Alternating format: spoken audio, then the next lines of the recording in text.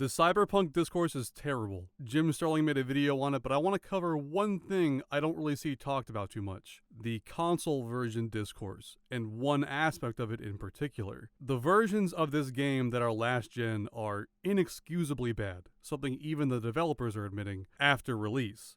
Before release, on the other hand, they explicitly said that it ran, quote, surprisingly well, and generally did all but outright say that Cyberpunk was essentially a last-gen game that would run better on new consoles, not a current-gen game that all but required current-gen consoles. Despite this being objectively what happened in our reality, I have still seen people online provide a different version of reality that does not actually exist. Saying anything from the devs said this was a next-gen title, to conceding that maybe they didn't say that, but somehow it should have been expected anyway. First off, a lot of people are saying things like, oh, well, the PS4 and the Xbox One are like toasters, bro. Like, first off, the PS4 runs Red Dead Redemption 2, another massive open-world game with maybe the best graphics out of any game on a technical level, period.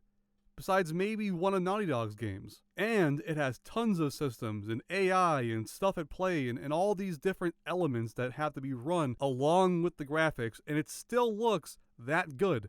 And it runs pretty consistently at 30 FPS. Unlike many dumb people argue, the machine that can run Red Dead Redemption 2 is not a toaster. So people expecting Cyberpunk to at least run at 30 FPS consistently should not be considered unreasonable. I've seen multiple comments going as far as saying that people should be grateful that the developers released it on a last-gen console. I say again, grateful. Grateful.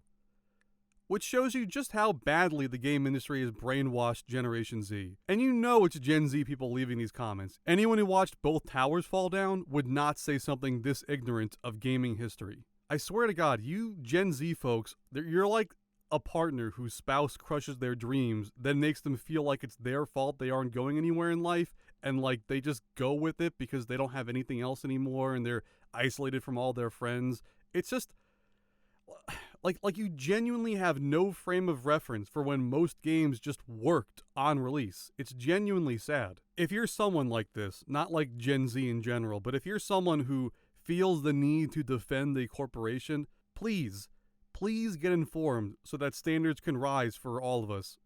Please. Because the fact of the matter is, there's a precedent for releasing games on multiple cross-generational systems. Usually, when last-gen games couldn't cut it, they were instead cut up. Sections of the game were removed, or loading times were greater, or there were more loading screens, or textures were worse, or all three. Sometimes it was just a different game entirely made by a different studio. Releasing a game on last generation hardware is not a new phenomenon, nor are corporate simps defending the bad launches. Which, by the way, the irony of people pronouncing undying loyalty to a corporation in defense of a Cyberpunk game would be hilarious if it wasn't so sad and predictable and sadly predictable. The point is, there's a precedent for releasing games cross-gen, even open world games, especially games that have been in development for over the course of 2 presidencies. Even if there wasn't, though, grateful?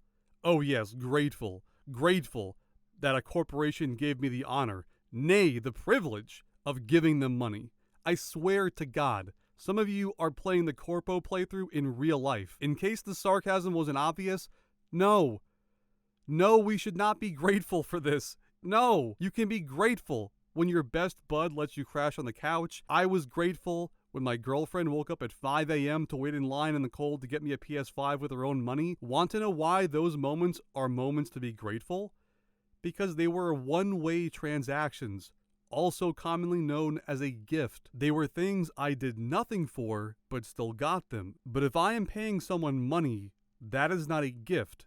That is a two-way transaction. I should not be grateful for it. If anyone should be grateful, it's the gaming industry for not being fined into oblivion for false advertising. If this game can be purchased on PS4, then it should be expected that it runs at least decently on PS4. If it's not doing so, that's a problem with the company, not with the customers. If you aren't plugged into the gaming discourse, You have no idea what you're getting into. Let me lay on some facts here. According to Statista.com, as of October 2020, cumulative sales of the PlayStation 4 had risen to almost 114 units.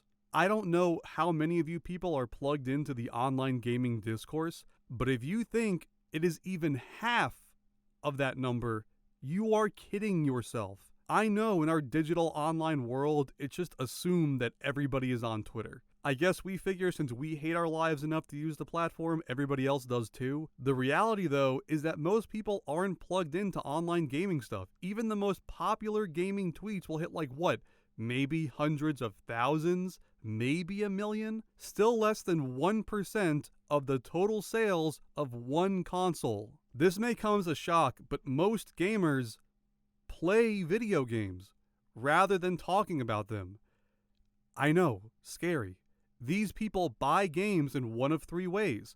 They see a trailer of it and pre-order it, they see a popular YouTuber or streamer talk about being excited for it and buy it, or they see it on a store shelf and buy it. The people that wait for the consensus of the discourse is not the majority of this game's purchases. The majority of purchases are made by people whose sole source of info is a 40-year-old streamer that looks 20 in the back of the box, and I can't really blame them. We all only have one life, and many of these people are busy. I know for a fact that I was much busier as a student in college or even high school than I am now working a 9 to 5 and a fledgling YouTube channel with no kids. I am the least busy person, and even I don't have time to check up on everything. So expecting everyone to be informed is just dumb.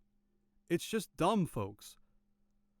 What we need to expect is developers to inform customers, or barring that, at least not misinform them. Honestly, maybe a controversial take here, I would like to see frame rates on the back of the box. I'm serious. If something runs below 30 FPS, then I want to see that. Even if it's a range, like this game runs at 15 to 30 FPS, I want to see that. I want to see it on the box, on the store page, everywhere. And this isn't an unreasonable request. We have icons for resolution, 1 or 2 players, online, and we have these because they describe the product that you're buying. Frame rate is part of that equation. But yeah, I know that earlier in this video I made a joke about, well, not really a joke, about people needing to get more informed for our sake, to maybe raise standards and have more people calling this stuff out when it comes, and not, at the very least, not defending corporations. But all seriousness, anybody who's blaming consumers for this is out of their minds. They're completely uninformed, completely ignorant, genuinely shouldn't have the ability to have an opinion, like should not have the ability to broadcast their opinion online. Like, it makes me angry that you're able to actually make your opinion online public to everyone. It makes me angry that you have any kind of platform at all, because you're not helping. What's the worst that can happen? What is the absolute worst that can happen from people criticizing a buggy release? Like genuinely ask yourself that. Like, you're defending a corporation that literally doesn't know you exist aside from your sales number. What's the absolute worst that could happen? Even if the game wasn't actually that buggy, what's the worst that can happen of pointing out a game's bugs? What's the worst? What is the worst that can happen? What, somebody feels bad? Literally, no matter what happens, any developer will get insulted. It doesn't matter what it is. There is always some person out there that will do that. Always. You're not defending anything. You're not stopping anything. So what's the point?